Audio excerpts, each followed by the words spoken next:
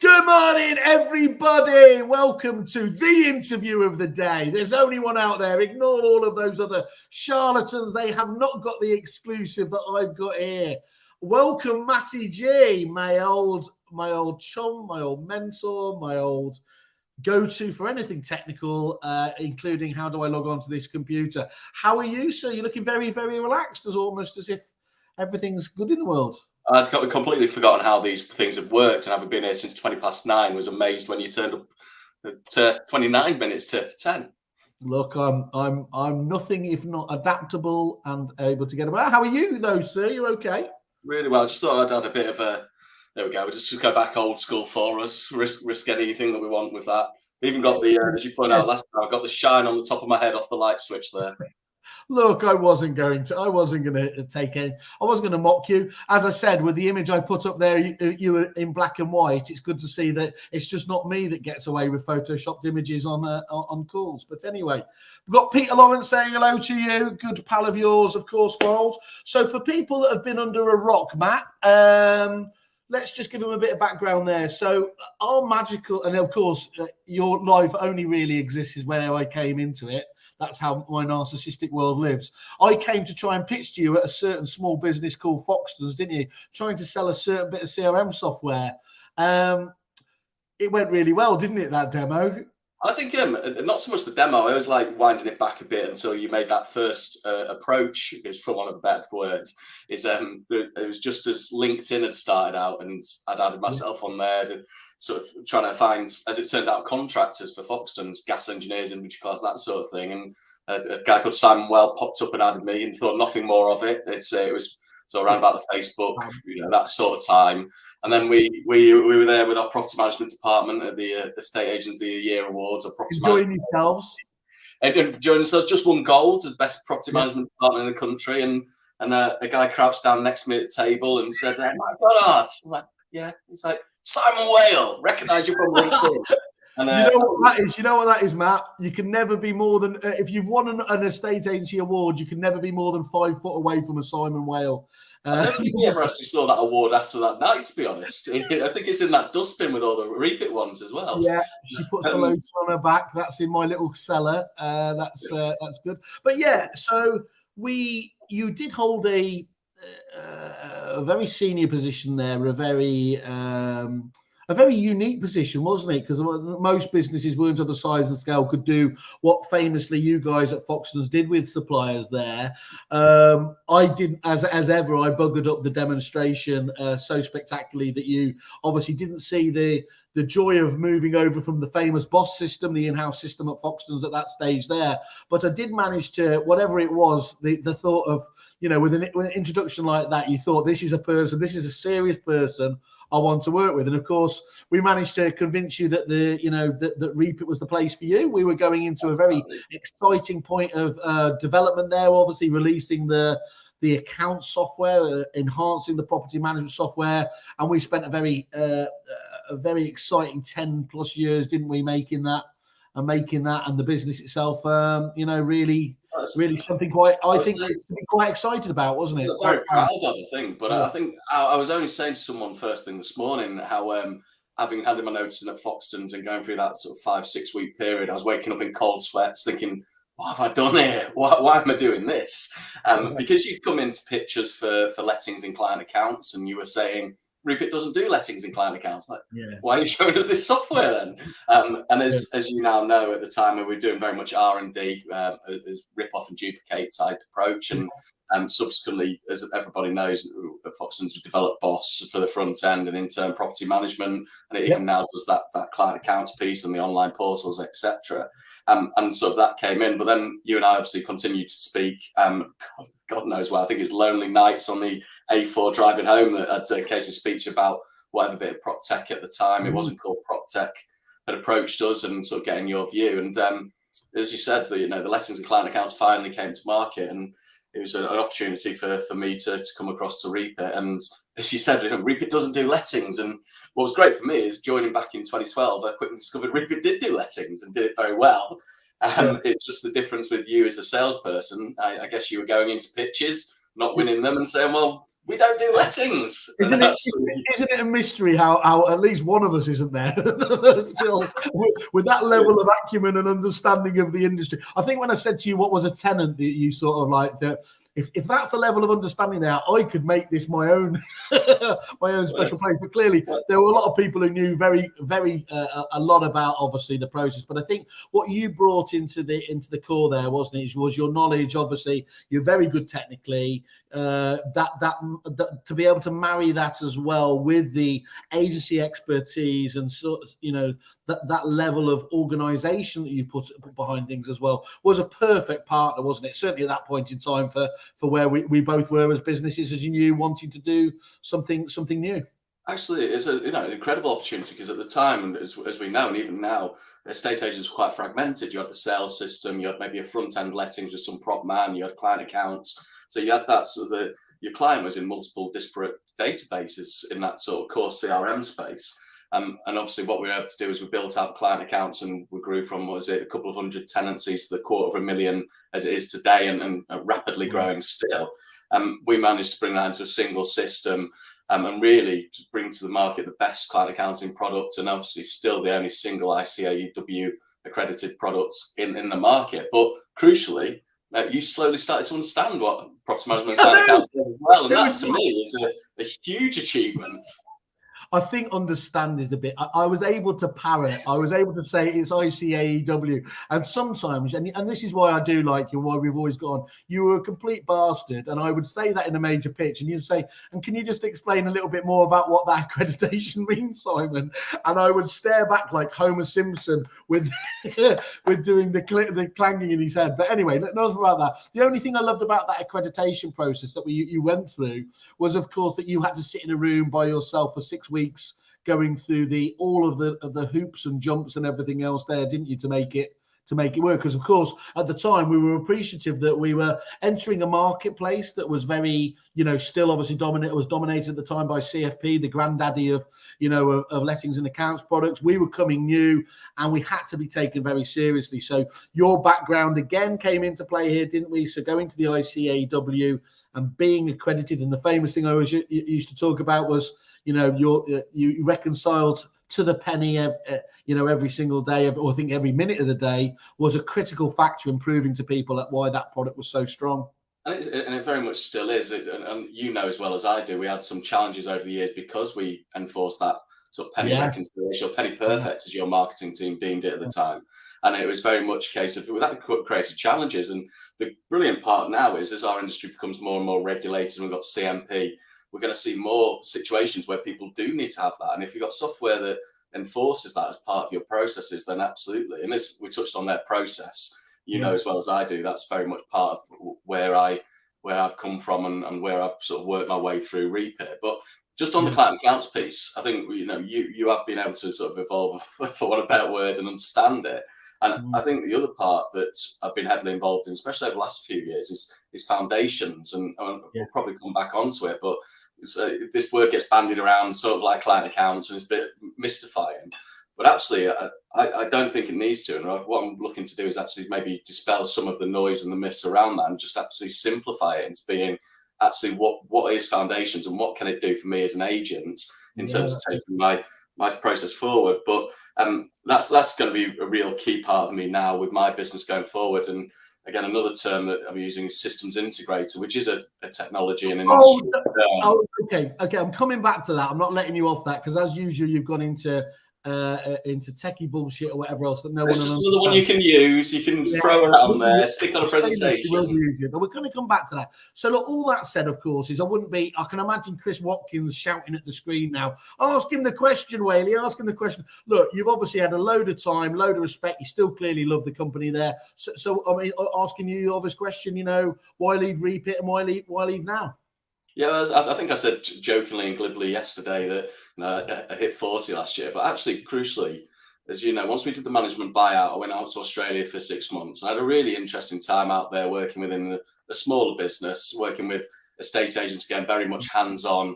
I've been sort of the customer success director here during that time. And what I really love over and above everything else is working in estate agents, working with estate agents, not just to implement software, but improve the businesses overall. And it's really been so ingrained in those companies that there's one particular company you and I were both working on early doors where Peter Rollins would come in the morning to Hammersmith Road and go check in to see who turned the lights on because I was there earlier than him. And it's like that was part of those projects and those relationships that I really thrive on. And when I got back from Australia, one of the things that an old marketing colleague of mine used to say was that I was too in the weeds. And it was almost said as a sort of a negative or a slight on me. And I spent quite a bit of time thinking, well, actually, I really enjoy what they meant by that is I'm too in the detail. I enjoy being stuck in and knowing everything about everything. And it's sort of a case, well, I personally thought that was maybe a bit of a slight on me, something I should improve on and take this, what's it called, helicopter view and all that other sort of terminology that expanded. You're going to have to get used to all those wanky phrases. If you're a consultant, I'll take you through all of that. Like I'll be your Yoda. I'll give you all the wanky consultancy. So I'll say wanky before 10 a.m. in the morning. Is that fair enough. But I actually realised looking at it, I shouldn't be negative or take that as a slight that I'm in the detail. And slowly, obviously one of our mates and colleagues put it to me that years ago, he said, you are the glue that brings the company together. And I took a lot of pride in that, whether it's the customer success side and Peter Lawrence, he put up his message there and it's been brilliant working with him and talking to him about his business, going into Peter's business, sort of having all those departments and all those knowledge. And there's always a danger that you get called a sort of jack of all trades, master of none. But actually, in our industry, if we look more at technology, the systems integrator is very much that glue that brings everything together. And that's I like my glue, Matt. So let's do it. This is a different approach. But just there's a great article. If anyone hasn't got it, and I'll post it in the groups afterwards. Obviously, did an interview I think with Nigel over obviously at the Negotiator, just talking about what you're going to be doing. And of course, in there, and when we spoke about it, you were talking about systems integrator. And as I've always done, as you know, Matt, when I haven't understood something, I've tried to bluff my way through. But I'm going to ask you now, because I'm keen to develop as an individual and grow, not just outwards as I am, but as a human being. What does systems integrator actually mean in terms of how you're going to be helping agents? So, without getting into sort of the Wikipedia style, really bland and boring terminology for it, it's the person who's or company within a business, and that's as I said with this, we are looking at having not just me, but we've got a number of people who can really bring skills such as domain knowledge and technology experience to sit within a business and bring together all those fragmented pieces, whether it's technologies or processes, but really sit across the piece, be independent, so not looking to really enforce something. Obviously, I do bleed blue and white from Reapit. I've had nearly 10 years there. In the same way, I still say we for Foxtons and bleed green and yellow. But being independent, looking at those things, looking at the process and being able to sort of look and say, this is what you should be doing. This is what I recommend. This is how we want to maximize it. Whether that's to tweak your existing software. And you could look at my experience and say, well, hold on, he's had 10 years of Boss and 10 years of RPS Agents Cloud Reapit, depending on which brand you want to be using.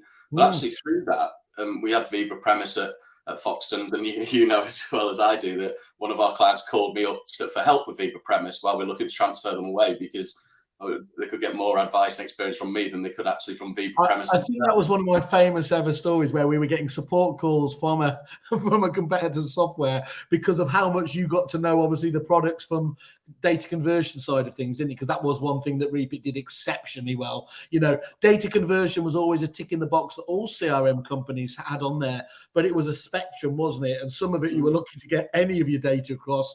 When we did it well at Reapit, it was as if you'd been using Reapit since you'd been using the previous package, and that was certainly the experience, wasn't it? I think the only thing was obviously one of the biggest challenges with the account side of things is the biggest challenge of all was we could never move the historical accounts data because it was such a level of complexity. The data conversions would have just been, you'd have been talking hundreds of thousands of pounds, wouldn't you? It's not just that. It's the quality of what you're bringing across, and we found this conversions, and the conversions are still very much the USP of Reapit in that sense. But it's the quality of what you bring across, and with transfer of accounts, you actually want to take that opportunity to draw a line under and say, okay, this is our accounts as of this day when we move system, because as we know, there's a huge amount of black holes and black mountains in terms of cash missing or surplus cash in the bank accounts. Then you take it as the opportunity to move with a clean slate, as it were. But it's not just the data conversions; it's the process piece as well, and it's actually mapping that. And sometimes, people are are quite rightly so keen to move across that they take the out the box solution, move across, and that's where again the systems integrator can look at it and say, okay, you've got a product in, but you're probably only using about 30% of the solution, whether it be Reapit or whether it be a CFP or whatever else, but also those PropTechs that sit around it. And so it's not just, okay, I'm going to try bring these things together from the silos of data or however it might be, but am I maximizing my use of the Reapit Agency Cloud system or the CFP? Because that's, again, been part of those processes for the last 10 years. I'm rounding up now, but it's been part of that. You do come to learn sort of the CFPs and the different flavors of CFP or the VCOs and those products to a significant extent that when you're then going in and talking to a potential client or even an existing client who isn't using you on that side of the business, you know it very well because you've seen all the issues you've had transferring people, but also all the positives. So it's been a real interesting period during that time. I don't think somebody who is professing to know about the full intricacies and accuracy of accounting software should be talking about rounding up. It's not really best. It's not a consultancy piece, and the terms that you're using. Okay, couple of things there, and I'll jump into a couple of comments because, as you said, we're getting a few, and the clean ones I can read out. I will do. You mentioned there, what was the phrase? In the weeds, getting, essentially getting too involved. I mean, that was something I really, I genuinely loved about you, not least because I was out of my depth very, very quickly.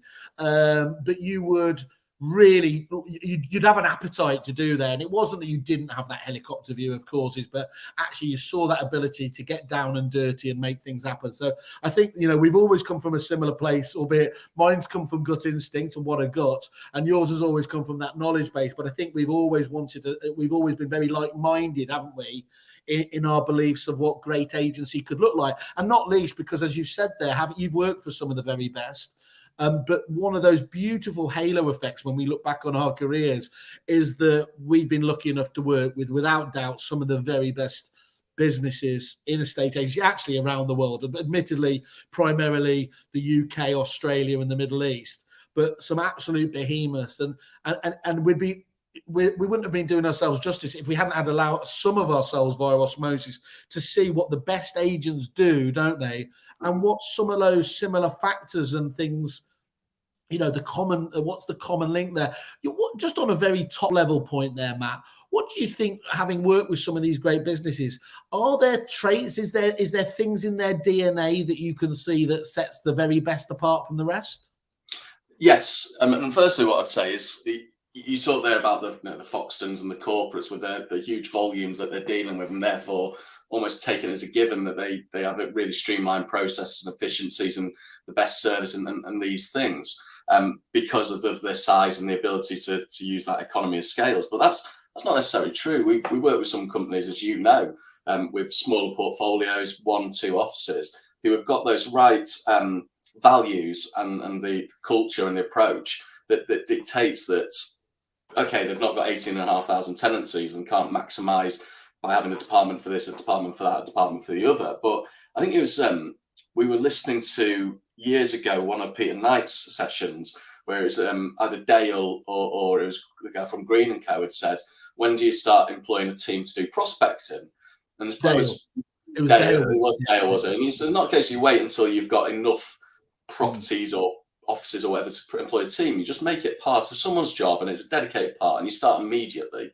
And that's true of the companies who are really successful. It's a case of, okay, this is your responsibility. And if you've got 14 tenancies, you've still got someone who is focused on maybe the renewals or the inspections. And you make that specialization, basically. Correct. Yeah. Okay. Yeah. Giving them the roles responsibility. So it's never left to who's looking after this kind of this part of the process. Yeah, and the other part, and this is really a factor when we start to look at our friends over in Australia, where property management is very different there. And sort of, we see it across the UK where it's different in sort of London and central London in terms of portfolios, and landlords are quite, for want of a better phrase, promiscuous. So your management portfolio is always, but maybe around about 20% of your overall portfolio when you've got rent collects and let onlys, and you move out into other areas such as Yorkshire, and it's more like 95% management. But in Australia, it's all about the managed property, isn't it? And it's your landlord is your relationship, even if it's tenanted or not. And they have a different way of working, which is very much about that relationship piece. And there's a lot there where you do move into some of the independents, and it is very much that approach, and talking to companies where they're looking at, well, actually, how can Mr. Whale maximize the size of his portfolio, and does he want to be adding and looking at financial services for lettings, which is something we don't really do in this country that often. I'm saying, look, your property's coming up. Yes, I know your portfolio landlord, but can we help with financial services to gear you and help you buy another investment property? And look, if you're looking for another investment property, why don't I refer you across to the sales team to help you find that particular property? Yeah, that's really interesting in terms of the Australian point as well. Are there more similarities than there are differences? Because of course, we've had a slew of people came to us when we opened up, obviously in Australia, and they were very keen, the Aussie agents, to understand, some of the numbers we do over here. The amount of people that a property manager would look after, or whether that was down to the amount of referrals, whether that's financial services, utilities, or conveyancing was being generated. It was always really interesting seeing the things that the very best agents in Australia admired about the UK agents, and then vice versa, wasn't it? I think that was a really lovely, useful thing to be able to. In the middle there, somewhere, there is just the perfect agency, isn't there, in terms of what both of those countries' best businesses do. Yeah, and the perfect agency really depends on what you want to be achieving as an agency first and foremost, because obviously there's different models. If you are just looking for high volume but not, low experience for your landlords, then that's a different matter to if your values are to be that customer experience culture. Yeah. Well, let's jump into a couple of things here. So we've got Christian Byfield talking about, I think I know they've got a bloke that invented lettings. Hopefully he's not talking about Robert May. I think it was. Well, actually, I caught up with Robert before, and there's a separate story there to be talking about the security of some of these outsourced accounts packages. He's very keen that something is driven to the attention there, and I think he was keen to have a conversation with you on that. Peter Lawrence, as usual, going for the low blow there. Simon Whale, let's talk about you pitching to Lawrence Rand. I think I'm going to cry bullshit there. My recollection, Peter, is that I didn't ever do a pitch. So I think our pitch was done at the bar when Peter Fenwick probably was. Well, I think on the Peter one as well, I think I could double down on that, where I got invited to the first relocation agent network after joining, and you and Peter Fenwick hadn't turned up yet. And I was downstairs in the supply space, and someone wanted a demo, and I'd talked to them to the point where I hadn't even seen the software myself. Unfortunately, Peter stepped in, did the demo for long enough that when they said, "Oh, that looks great, what's the commercials?" you finally got out of bed, started talking commercials with a pillar mark still down the side of your face. Well, at least it wasn't something about Mary. That's all. Yeah, you weren't in your dressing gown anymore. That's a key. Thank God on that for it. And more important, it's a mystery I stole a living in this industry, really, isn't it? But anyway, Christian Byfield, Systems Integrator. Is that a naff sequel to the Terminator? That's a bit harsh. Estate agents aren't that nice, really. Anonymous Facebook user. I think that's my dad. It is, lovely. He's not forgiving you on that.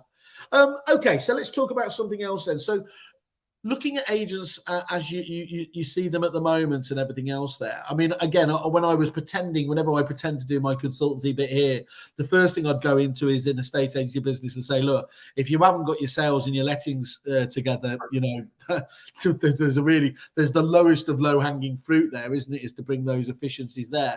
But apart from that, some of the obvious stuff there, what do you see as some of the biggest agents' biggest challenges in this area at the moment are? Well, I think the key overall is, as we've talked about, having in your data silo and you're trying to make the sort of most of your customer contact. People talk about the value of the customer, but also it's the service to the customer. Way back when Boss and Vibra still had different systems, property management would be updating phone numbers, and sort of lettings agents would be chasing for updates or trying to pass on news, and landlords would just get annoyed with the fact that they're using the wrong contact details. That's in one business in terms of front-end lettings and back-end property management. But with now different systems collecting your tenancy progression, and Christian pops up there, so your deposit process, you've got these different things. If you're not updating the single record, then your service to that customer starts to fall away, because you're not keeping on top of something as basic as contact details. And as you flow out in those processes and you talk about the documents that are moving around and payments and such like, you're sort of magnifying and amplifying the issue there. Yeah. Okay, and you mentioned Christian there, and again, let's bring this back round to Foundations. So Foundations was launched with great, amazing fanfare. There was tears rolling down my face because finally it addressed the biggest issue, that I felt that Reapit had, which was how to deal with that, with the barrage and the ever increasing demand of clients and suppliers wanting to integrate. I think it's fair to say it kind of then didn't hit the quicksand per se, but people were very excited and it just took a while to get out. You've been absolutely clear in your own mind that if anything, though, people are underestimating the power of Foundations. Do you want to just give a bit of overview there? And of course, again, in terms of how you're going to be able to help people, I suppose, get the most out of this now. Yeah, absolutely. I think first and foremost, obviously, that sneak preview event, as we called it, November 2019, was very much to say, this is our vision. This is what Dawson's come in to build for, and this is what he wants us to do. And if we take a step back, when Dawson was looking at it, we were looking at the challenges that we'd had as a business. And you and I know we'd regularly get new suppliers, new partners coming to us saying, we want to integrate with you. And you'd be getting hundreds of new business a month saying, we want to do something. But there's a sort of supply chain issue in terms of the volume of development we could do. And to integrate with these third parties would take that resource. And if you just start doing it with everybody that you said this is the next best thing, then clients will quite rightly be saying, oh, hold on, why have you integrated with this company when we've been asking for X for the last 2 years? And so it's very much that trade-off of, well, what is a bigger priority for our clients? And so that was the challenge, and integrating with these companies that did it. So what Dawson did, and it's called Foundations, but if we ignore that for the time being, Reapit, so RPS Agency Cloud, the CRM as a challenge had a challenge with integrating with third parties. But also, because of the fact that our clients were really forward thinking, there's a lot of good development ideas as well. And again, there's only a finite amount of development resource and prioritization. So the question was, well, how can we develop this ourselves? What Foundations does is two things. It lets anybody come along and sign up and start developing and integrating with Reapit. Let's call it Reapit, get away from RPS and Agency Cloud for now. So you can integrate with Reapit via Foundations. Anybody can sign up. It's a self-serve portal. It's got all the documentation that's needed to get in there and start doing that. Over and above it, what Foundations also does, and we've seen this with the likes of Mike, Adrian, and Alan up at Abney and Considine, is actually start building out your own screens. So very much Salesforce. So it might be, I want from the properties to be able to launch a social media screen. Great, that can be done. Or I really don't like the sales progression screen. I want to be able to capture X, Y, and Z, or I want to link off to financial services or something else. Fine. That's what Foundations allows you to do, is you either build custom screens within the CRM or replace native screens.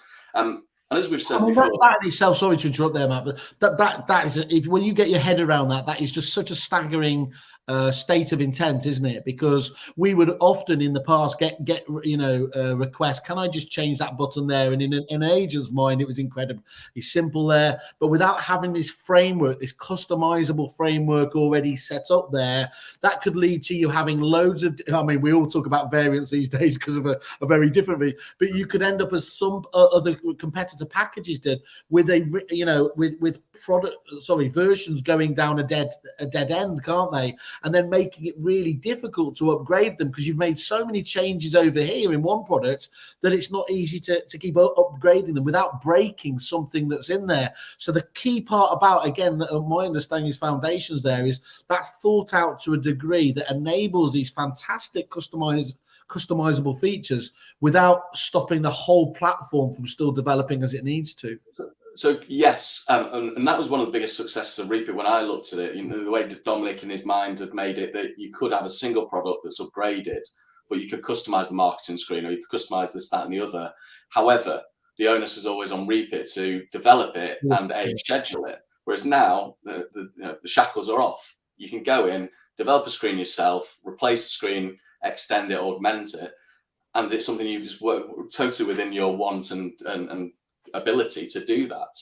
And that's the crucial part of Foundations, really, is you can integrate with Reapit via it. You can build screens and replace screens using Foundations. And that's the crux, really. And coming back full circle to where I can help is that's all great. And it's a self-service portal. But what we found with PropTech, and it's no slight to the PropTech, is they either don't have the capabilities Yeah. to build things out because they know their own product, but they don't necessarily know how to use these other technologies, even though the self-service and documentation is extremely in-depth. And the guys have spent more time writing the documentation than they have actually cutting the code.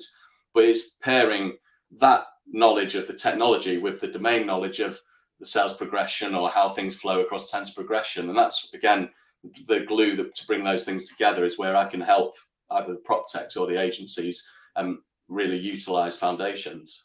I think it's really exciting, Matt. And I think, we've mentioned Salesforce. What's interestingly enough there is that we're seeing Reapit go down in very much their own way of doing it. But they're building that ecosystem, that platform, aren't they? That, again, is building, first of all, the potential for clients to truly be liberated. I think Salesforce have that no software kind of badge, don't they, in terms of showing that they're not restricted in that way. You would have been used to making these kind of bespoke changes for the very largest of corporate clients. But of course, that would have frustrated many of the smaller, businesses who in their mind still have as much need to be flexible, if probably more actually than the corporates. But they just, because they weren't ostensibly paying enough, it didn't warrant the ability. So again, this foundation's ability to set those free brings you into, and I think this is obviously why you guys were very clever and Reapit in terms of what they're doing now, is because you would have started hitting the early adopters, let's just call it, they're the first wave of Reapit clients who saw it for what it was, are kind of on board. The next ones will be those ones that are obviously have been harder to convince for whatever reason. Maybe they've had their own bespoke package which works in a particular way, or again on that point, agents that really have to have that ability to change the software. Reapit, which may have not been able to have got in there with the past iteration of RPS or Agency Cloud now, has that ability to step up to the plate, doesn't it? Absolutely, exactly. And it levels the playing field. There's no reason that a company who takes it on with one or two offices that wants to say, I don't like the marketing screen. You can go in and do that and replace that marketing screen using foundations. You don't have to go, I'll just suck it up and I'll store some information on a spreadsheet, or I might look at a bit of PropTech that maybe covers that off. Excellent. Well, that's really exciting. So again, from suppliers through to agents, there's other reasons. Obviously, people should be talking to you. Peter Lawrence has done a follow-up. Exactly. I couldn't listen to you, Bull. Brilliant. Thank you very much. About me or you there? Well, I always take the hit for you there. But anyway, Christian just asked a question. What's the most impressive initiative you guys have seen an agency employ? Now, I think the first thing we have to say is, of course, we can't give away trade secrets. We never would do in terms of there. But either stuff that people have allowed us to talk about because it's common knowledge now, or, sort of more generic things that have come out. What do you feel? What do you think is some of the impressive stuff you've seen around the client base, or indeed just that you've seen other agents do?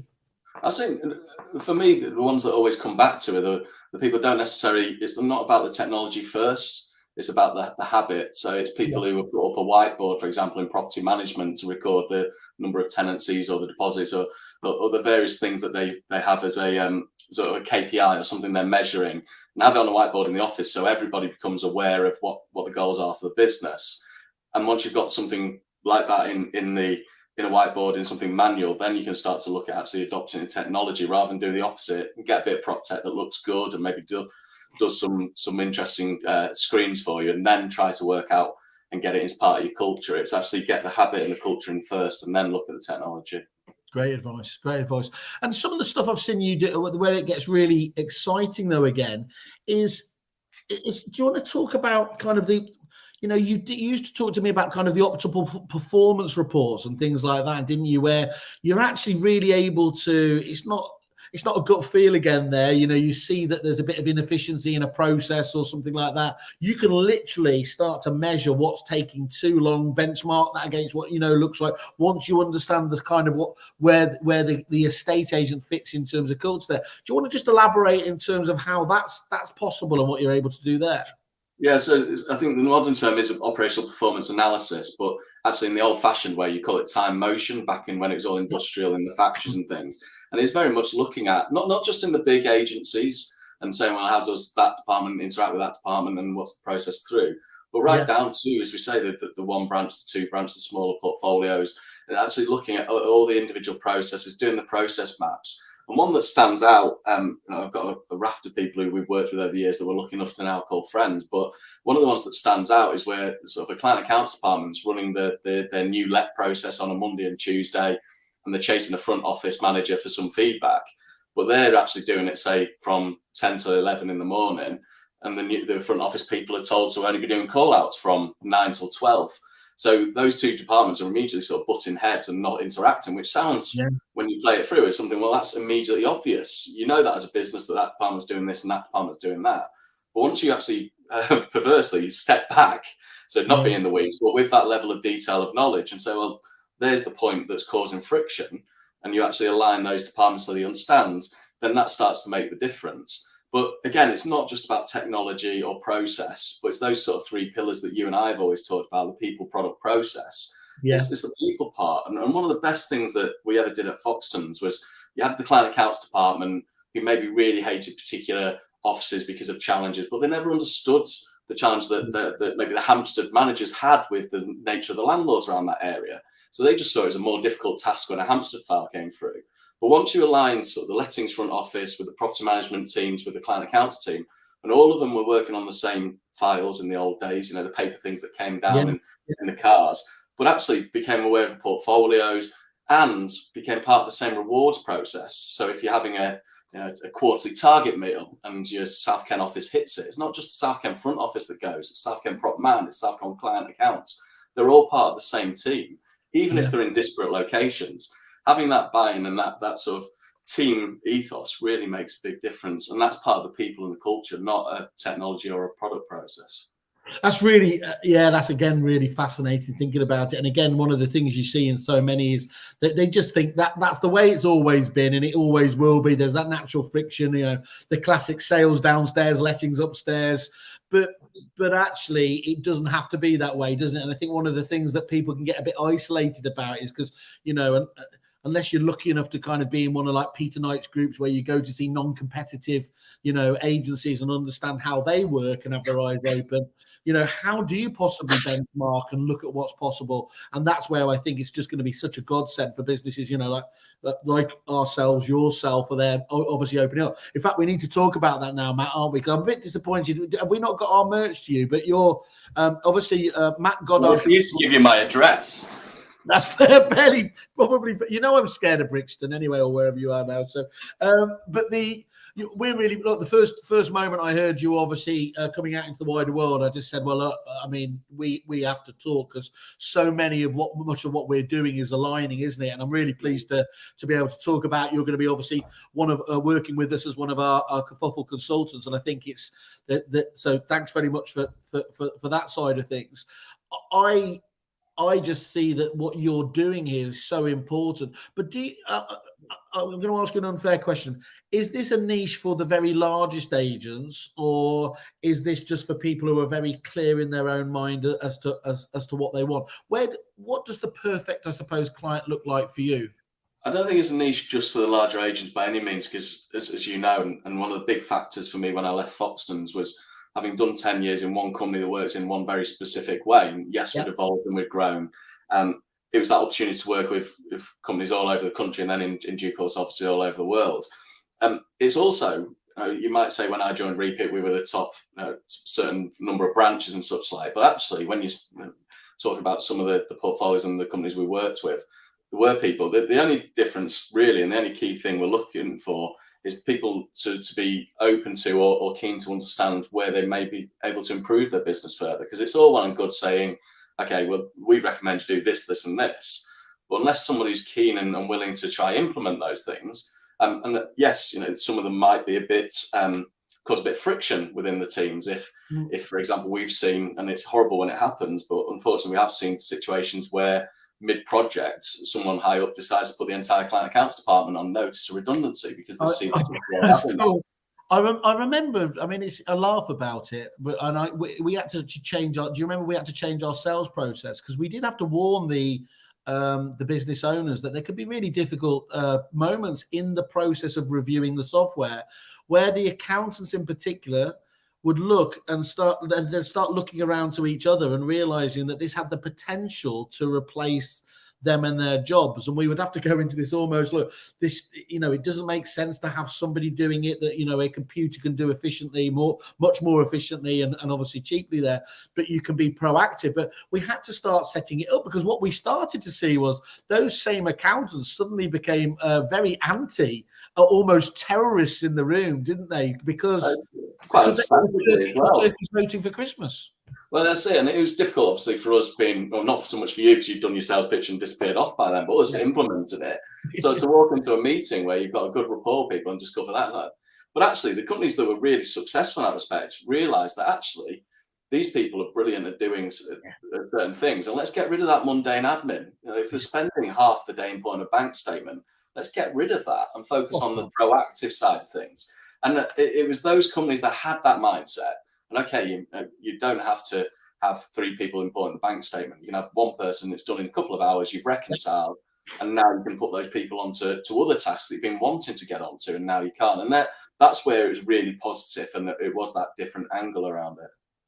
Doing more proactive stuff. And also the one we got quite good at quite quickly was, look, the point is they can be doing more dollar productive activities, but also as well is they can grow and scale the size of their managed portfolios sizably without having to take on any new staff, wouldn't they? That was the game changer in terms of where the accounts module was there. It was literally that ability to outperform, to be, I don't know if out efficiency is a word or a verb or whatever else, but just by having these toolkits being able to do stuff better, there was no way really anyone could keep up with you, was there? Exactly. And then that's another key in terms of how different businesses have different ways of working lettings. We've seen some where the front office is able to deal with the accounts questions, and therefore if you've got one system that has all the information available, it's available to the front. But if you then have maybe segregation of duties, you can implement it as well. And again, that comes back to the approach of, well, what is it you want to achieve? What are your values as a business? And then let's make this work for you, as opposed to going, that's what it does and that's what it'll do for everyone, regardless of how you want to run your business. If you were to say, and you don't have to name the company, but if you were to say that, a particular company or companies at Reapit were almost as close as they could be to 100% kind of efficiency in terms of they've done all the sensible stuff, they've combined the sales, the lettings accounts, they've put in place a lot of the efficiency benefits and savings there, they're using the right PropTech, and let's say they're at 100%. Where would you say on average most people, you perceive people on that spectrum would be, most businesses out there, most other agencies, where do you think they are on that scale of, and what I'm trying to get to is how much more improvement is there in terms of a glass ceiling of where they can make those improvements? Well, if I was talking sort of like the core CRMs, so not core CRMs as in competitors versus Reapit or etc., but just that's the area you look in: sales, lettings, prop man, client accounts. Yeah. Whether it's people utilising Reapit, whether it's people using some of the people I've worked with over the years, whether it's Premise or everyone else, you're probably looking at people using around about 50% of the solution, either because they've taken it off the shelf, cookie cutter approach, and they're up and running. And then it's a case of, well, the system doesn't do that. And maybe they've asked a question in the past and got a computer says no question, or maybe they've just never asked the question. But actually, once you start to look at these things and start to work through, there's so much more that can actually be achieved out of the existing system. And we've seen it where we've got into clients who are using CFP. As you know, 34% of the target list when I joined was CFP clients. And actually looking at them, it's like, oh, hold on, you're complaining CFP doesn't do this. Maybe we didn't make it known that CFP could do that. Like, oh, that's strange, because I know if I did this, this, and this, I could get it working for you. I remember there was really bizarre scenarios where we were almost by saying, no, your software does do this. It was almost like we were trying to persuade them away from coming on board to us, isn't it? The way we turned that round, though, that we said that obviously if there's a culture there from an existing provider who isn't telling your client base how to get the most out of it, is that the right partner to go for you now? And I think that's a rule of thumb we now use, not just with the CRM providers, but you have to push and handhold your clients to get the most out of it. But that's where you get into a wonderful place. Look, we've got Mr. Byfield on here as well, who definitely has this ethos. He wants people using as much of his platform as he does, because he knows at the end of that, you get the screaming advocates that, of course, are willing to go on lovely little pink review sites like mine and shout from the hilltops about how you know, how they couldn't live without it. That's the promised land, isn't it? That's where we all want to get to, is where we've got those Apple fans really eulogizing about the stuff we do. Absolutely. Cool. Okay, so let's just sort of wind it up now in terms of there. What's the best way? I mean, I know you obviously, it won't be anyone surprising that people are already battering down your door to start talking about it. What's the best way then? Obviously, they can come to us and we'll put you in contact there. But what's the way that you're going to work with people here? Is it just having an initial discussion? Is it do they need to book up on a kind of Zoom call with you? What's going to be the best way to understand how you can help? Because I think you've got your problem with consultancy, again, going back to the old wanky phrase thing, is it's so amorphous a term and it covers too much. How do they get to understand how you can help their businesses out?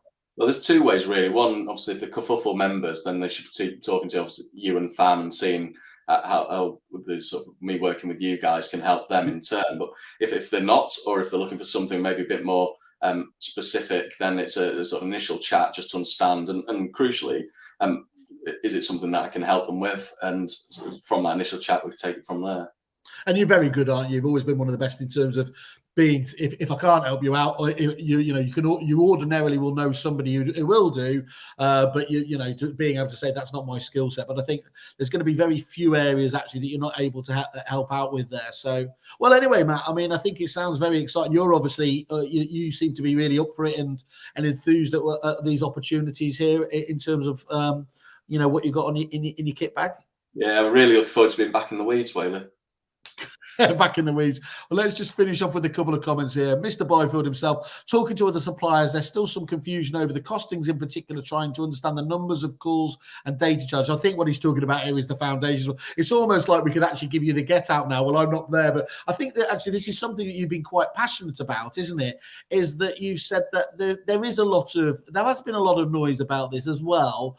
And I don't know whether it hasn't been communicated enough, but your very firm view is that people have got the wrong end of the wedge on this, haven't they, around foundations charging? Am I fair to say that some suppliers are not being overly fair on Reapit in that respect? I've been quite open on this when I was Reapit, obviously, for the last year. I was looking after the partnerships, which was very much foundations and the forefront of it. And as you know, historically, the relationship with partners has been very much on a referral basis. So there'll be a referral fee or something taking place, which would be a percentage of an invoice, let's say. And that's standard across the industry, as we know. What was tried to do, again, with the foundations platform was make it self-serve and transparent. And so it was based on, well, you're going to be calling some data. There's a charge for calling that data. And therefore, it's like at most a penny per call. And for that penny, you might be getting a huge raft of tenant details, for example. I think the difficulties come because when it was launched, there wasn't a case of those situations and models for PropTech providers to say, well, actually, if you're doing tenancy progression, it'll be a couple of p per tenancy. Or if you're doing an EDM solution, then you're looking at maybe quite a high rate. What I think Reapit have been really good on is looked at the feedback from partners and said, actually, there is potential for different model. And therefore, there's partner sales manager in there now to talk to the partners and to say, well, which situation is going to work best for the nature of your PropTech? Because if you are, let's take Christian who's asked the question, on a deposit, it may be very much like tenancy progression, might be a couple of API calls per tenancy, and then it'll be a couple of P. I think where you've talked about it, and this is by no means directed at Christian, but there are people doing that very transactional integration that cost them maybe 2-3p per tenancy, and they're then charging it on to clients for a quid or a couple of quid. Well, that's really unfair because and I certainly want to be quite transparent to customers and say, this is how much it's costing that partner. Then why are they charging you such a massive uplift for utilising it? But the key really is for the PropTechs, and again, I can do this as part of any relationship I have with the suppliers, is to say, go to Reapit, so this is what we're trying to do, what model would work best in those scenarios. But it was very much a case of, once you know what you want to try to do, and Rajiv was a great example at Fictional. I was just about to say, wasn't it, when famously, as I said, when he had his head in his hands when he started, like he does every interview with me, he went on to say that, look, it just wasn't even in their thinking of concern, was it, around the charging? Because once they'd got through the sandbox development and everything else, it was peanuts or relatively. But crucially, what happened initially is the product and technology team at Fixflow said, well, we'll get every property ever, we'll get every tenancy ever, we'll get every company ever. That, with the point you made earlier about conversions, is a lot of data. Yeah. Some of the companies we're working with have got 25 years worth of data in there. So if you're pulling all of that, of course, there's a cost that comes with that. What Rajiv and I did was say, well, actually, for a tool like Fixflow, you need current managed properties, current suppliers, and tenants associated. And once you take all of that data and just strip it down to that point, it does become negligible. And obviously, Rajiv and Fixflow have swallowed that as part of their just ongoing costs. Okay, well and it's important, isn't it? Because look, if you end up with too many of these, suppliers charging figures, and ultimately it's still seen as a repeat cost. Repeat get, they don't get the halo effect there. They still get seen as a cost element there. So there needs to be. It needs to look. If there is an issue there, I will always, say we need to clear that up. But actually, if it sounds like from what you're saying there, in most cases, there shouldn't need to be there. But of course, the key element here, and I'll do the plug for you, is they should be talking to you about, so you have the best practice way of looking at doing your foundations integration, and think about that, probably as always is the case, think about that at the outset rather than obviously trying to correct it down the line. Yeah, put first things first. Cool. Okay, Peter Lawrence with a follow-up. Simon, I am talking about. Matt, you know what you're talking about. Thank you again. My fan club there from Peter Lawrence. We have Mr. Ted. There we are. You've got royalty. Wow. Royalty on there. The old team back together, albeit briefly. Congrats, Matt, and all the best for the consultancy business. There you are. I don't know if that means you're endorsed by a particular. We need to get our black and white photos done wherever Teddy gets his done, don't we? I know. Well, yes. Let's just get that. I mean, the problem is, and this is the utter bastard, he does actually look like that, which is outrageous. But thank you, Jason. Thank you for that there. And again, the final word from our guest here. Fully agree. The amount I hear from different suppliers regarding cost, suppliers pushing cost onto agents, increasing their bottom end profits.